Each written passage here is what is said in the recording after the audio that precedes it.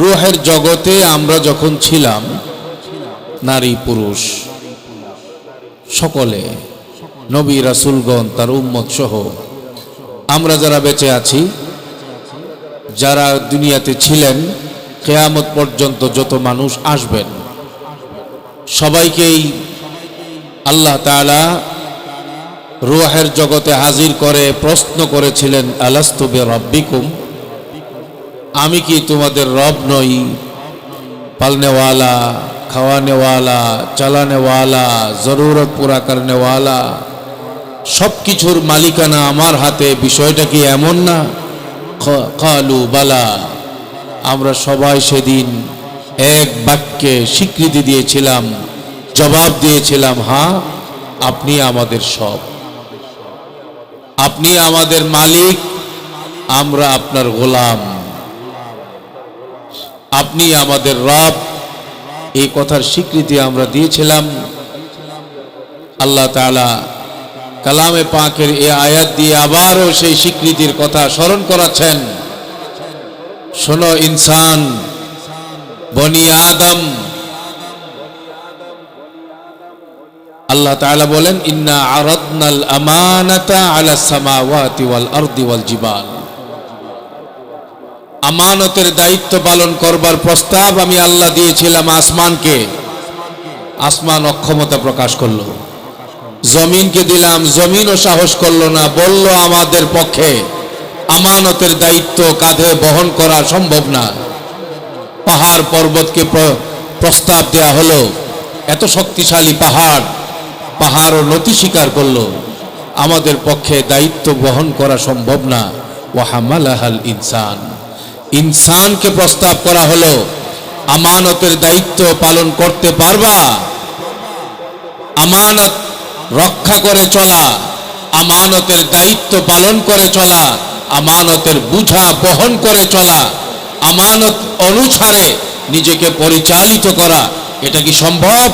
বলা মাত্র যেটা আসমান গ্রহণ করতে সক্ষম হয় নাই, যে দায়িত্ব জমিন নিতে সাহস করে নাই, যে দায়িত্ব পাহাড় পর্বত কাঁধে নিতে সাহস করে নাই, ইনসান অবলীলায় বলে ফেললো, আমি এই দায়িত্ব পালন করতে প্রস্তুত। এই দায়িত্বের নাম হইল আমানত।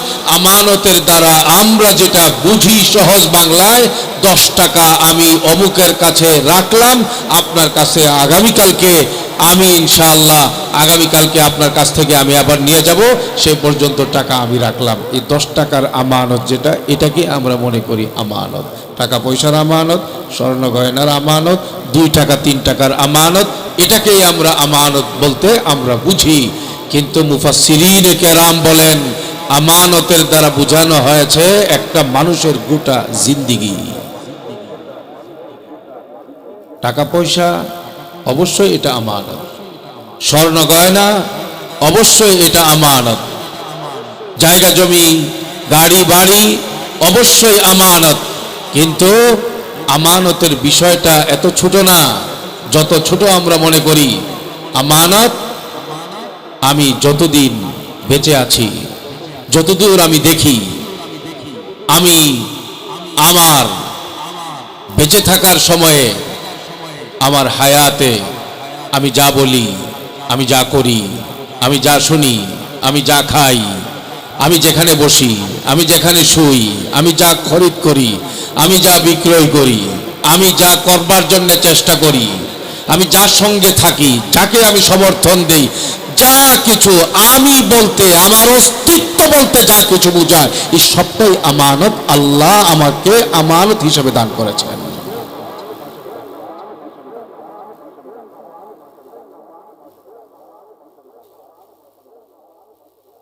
আল্লাহ তাআলা এই আমানত আমাকে আপনাকে দিয়ে পরীক্ষা নিচ্ছেন। পরীক্ষাটা কিরকম? আল্লাহ তাআলা বলে দিছেন, জান্নাতের রাস্তায় হাঁটবা, সঠিক রাস্তায় হাঁটবা তো জান্নাত পাইবা, অন্যায়ের পথে চলবা তো জাহান্নামে যাইবা। তবে তোমাকে বাধ্য করা হবে না। জান্নাতের পথে চলবা, চলার স্বাধীনতা আছে। জাহান্নামের পথে চলতে চাও, চলার স্বাধীনতা আছে। পরিণতির কথা মাথায় রাখবা।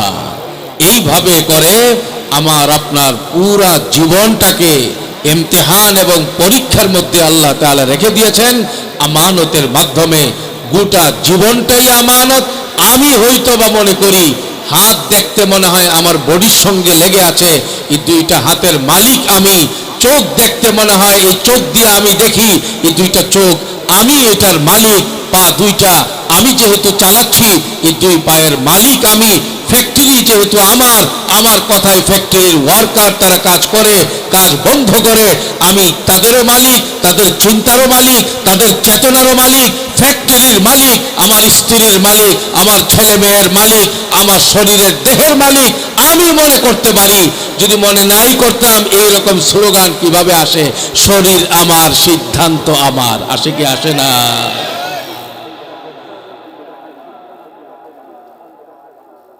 অথচ কালামে পাকের এই আয়াতের দ্বারা আল্লাহ বুঝাইয়া দিচ্ছেন পৃথিবীর কোন যাররা পরিমাণ বস্তু এই পৃথিবীর কোন ব্যক্তির মালিকানায় নয়। যা কিছু দেখা যাচ্ছে, যা কিছু আমি ভোগ করছি, এই সবগুলো আমানত। সবগুলোর প্রকৃত মালিক যিনি, তিনি হলেন কে? আল্লাহ। ই আমানত চন্দ রোজা নজদে মাস, در حقیقت مالک ہر شے خداست. ای امانت چند روزہ نزد ماست, در حقیقت مالک ہر شے خداست. এই অল্প সময়ের যে জিন্দেগি আল্লাহ আমাকে দান করেছেন, আমার অস্তিত্ব দান করেছেন, এই সবটাই আমানত। এই আমানতের জীবনটাকে চালাইতে হবে।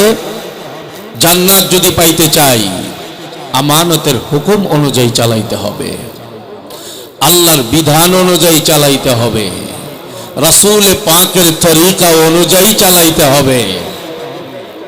ও ভাই, কথা কি বুঝে আসতেছে নাকি ভাই? বলেন, কার বিধান অনুযায়ী চালাইতে হবে? বলেন না। আল্লাহর বিধান অনুযায়ী এই গোটা জীবনকে চালাইতে হবে, হাবিবে পাকের তরিকা অনুযায়ী জীবনটাকে চালাইতে হবে। তাইলে জান্নাত পাওয়া যাবে, আমানত পুরা করার পুরস্কার পাওয়া যাবে। এই আমানত কিভাবে রক্ষা করা যাবে? কিভাবে আমি পুরস্কৃত হতে পারবো? কিভাবে আল্লাহর পেয়ারা হয়ে কবরে যেতে পারবো? এই বিষয়টাকে আমাদের জানতে হবে। এটা একটা শাস্ত্র। এই শাস্ত্রের নাম হইল ইলম। ইলম, আইন লাম মিম, ইলম। বলেন, আইন লাম মিম কি হলো? ইলম। ইলমের বাংলা করলে এর অর্থ হবে জ্ঞান, কিন্তু বাস্তবে সাধারণ যে জ্ঞান, দুনিয়ার চাকচিক্য, দুনিয়ার পড়াশোনা, জাগতিক যে শিক্ষা, এটাকে আইন লাম মিমের যে শব্দটা, এই শব্দ দিয়া এই দুনিয়ার সাধারণ শিক্ষার যে জ্ঞান, এটাকে বোঝানো হয় না। কোরআনে কারীমে, হাদিসে পাকে যত জায়গায় আইন লাম মিমের ইলম শব্দ আসছে, এর দ্বারা উদ্দেশ্য একমাত্র আসমানি ইলম, আসমানি শিক্ষা। ইলমের দ্বারা উদ্দেশ্য কি বলেন না? আসমানি শিক্ষা। এই আসমানি ইলম অনুযায়ী আমি যদি চলতে পারি, আসমানি ইলম যদি আমি জানতে পারি, সেই মোতাবেক যদি আমি চলতে পারি, আমার দ্বারা আমানত পুরা করা সম্ভব হবে, আমানতের খেয়ানত থেকে বেঁচে থাকা সম্ভব হবে। কথা বুঝতেছেন নি ভাই? বুঝে থাকলে বলেন, এই পুরা মাথা থেকে পা পর্যন্ত এই বডিটা ব্যবহার করবার জন্য ইলমের দরকার আছে না নাই? দুনিয়ার ইলমের যেমন দরকার আছে, আসমানি ইলমের দরকার অল্প দরকার না বেশি দরকার?